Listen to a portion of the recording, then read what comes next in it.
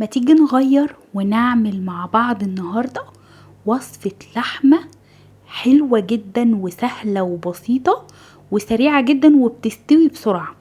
هنعمل مع بعض البيف فيليه او عرق الفيليتو. البيف فيليه او عرق الفيليتو من احلى واجمل واطرى والذ حتت اللحم اللي موجودة في العجل، لان العجل مش بيحمل عليها في المشي والحركة، وبالتالي حتة اللحمة دي بتبقى من حتة اللحم الطرية الحلوة جدا سهلة التسوية وسريعة. هنقول للجزار يجيب لنا عرق فليتو ويقطعهن بالشكل اللي انتوا شايفينه ده، لان عرق اللحمة بيكون طري جدا فسهل ان هو يتهري مننا واحنا بنقطعه. هنتبله بايه؟ هنتبله بملح وفلفل اسود وزعتر.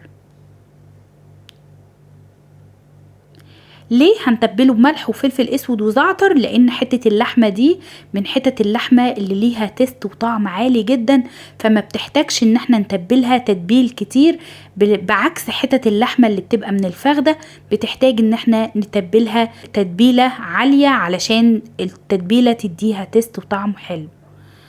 هبتدي ان انا اقلبها على الجنب التاني وبرضو هتبلها بملح وفلفل، وهنزل عليها بالزيت، وهبتدي ان انا اعمل لها زي تدليك كده بين اللحمة وبعضها او زي مساج كده.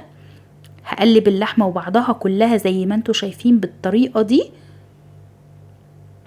وهركنها على جنب لمدة 10 دقايق. وفي اثناء ما انا سايبة اللحمة هبتدي ان انا اولع على الجريل. هولع على الجريل ويكون على درجة حرارة عالية جدا. هبتدي انزل بقطع اللحمة قطعة قطعة، وبين كل قطعة والتانية هستنى حوالي ثانية كده، وهنزل بالقطعة اللي بعدها. ليه؟ علشان اللحمة ما تجيبش ميتها وتبوظ مننا وتتهري وتفقد طعمها ولونها. هبتدي ان انا اسيبها 5 دقايق لحد ما تاخد لون ذهبي وتاخد علامات الشوى كده، واقلبها على الجنب التاني، وهسيبها كمان شوية لحد ما تبتدي تاخد لون ذهبي من تحت وتاخد برضو علامات الشوى. وهنزل بمعلقة او معلقتين من الزبدة، وعليهم عودين من الزعتر الفريش. لو مش متوفر زعتر فريش ممكن استخدم زعتر مجفف عادي جدا. هسيبها كده شوية في الزبدة تاخد من نكهة وطعم الزبدة، وهبتدي بقى ان انا اجيب طبق وهطلع اللحمة على طول.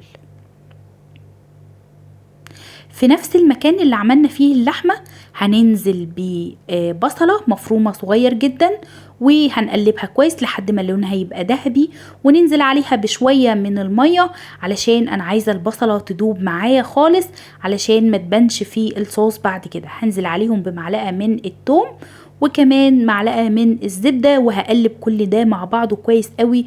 والريحة هنا كانت خطيرة. عندي 700 جرام من المية، عليهم 5 معالق من صوص الديمي جلاس، وصوص الديمي جلاس ده هتلاقوه في السوبر ماركت. لو ما لقيتهوش البديل بتاعه هيكون مكعبات اللحمة. هنزل بقى بالصوص ده على البصل والثوم وكل ده، وهزود شوية من المية وهسيب الصوص وهقلب واسيب الصوص يتأثر ويبقى معايا بالشكل ده. وانا هنا حبيت ان انا ادوق الصوص. عايزه اقول لكم طعمه حلو جدا، مش محتاج ولا ملح ولا فلفل ولا اي حاجه. وهنا بقى ابتديت ان انا انزل بقطع اللحمه كلها مره واحده زي ما انتوا شايفين بالشكل ده، ونزلت بالجوسس اللي كانت موجوده في الطبق اللي نزلت من اللحمه على الصوص. قلبت اللحمة زي ما انتوا شايفين كده، وحطيت كمان عودين من الزعتر يضيفوا نكهة وطعم حلو. وابتديت ان انا اخد بالمعلقة كده من الصوص واحط على اللحمة، وطيت عليها وسبتها حوالي 10 دقايق.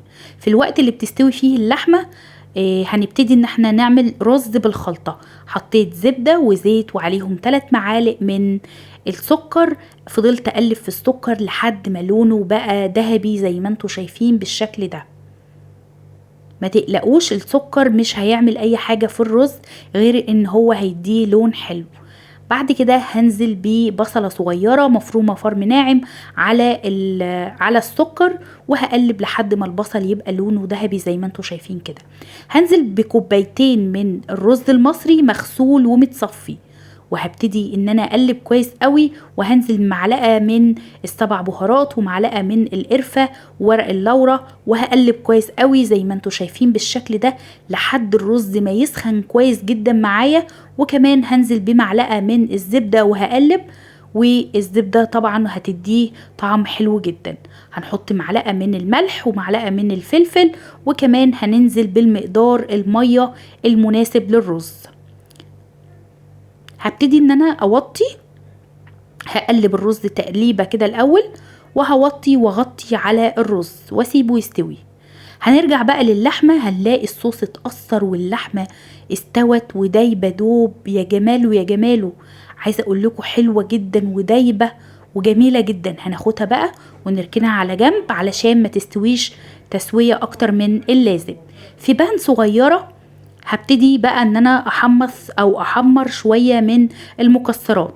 هحط شوية من اللوز وهبتدي ان انا احمرهم، وشوية من الزبيب وهحمرهم مع اللوز. وهرجع اجيب الرز وهو بيستوي، هنزل بنص كمية المكسرات وهقلب كويس قوي زي ما انتوا شايفين بالشكل ده، وهغطي على الرز لمدة 5 دقايق ياخد من نكهة الزبيب واللوز. هبتدي ان انا اسيرفد الاطباق بتاعتي كلها. انا هنا قدمت اللحمة في طبق والرز في طبق علشان اوريكم قد ايه الصوص شكله حلو وقوامه حلو واللحمة مستوية. شايفين بقى قد ايه الصوص شكله حلو واللحمة شكلها حلو ودايبة ومستوية. قدمت كمان عليها قطعت شوية من النعناع الفريش وزينت بيها اللحمة. شايفين قد ايه شكلها حلو وجميلة. هبتدي بعد كده ان انا اسيرفد الرز. حطيت الرز في الطبق ونزلت عليه بشوية من اللوز، وكمان حطيت عليه شوية من الزبيب. شايفين قد ايه شكله حلو وجميل. وقطعت كمان شوية من النعناع. شايفين الجمال يا جماعة، بجد لازم تجربوا الوصفة دي. وهنا بقى معايا الرز واللحمة.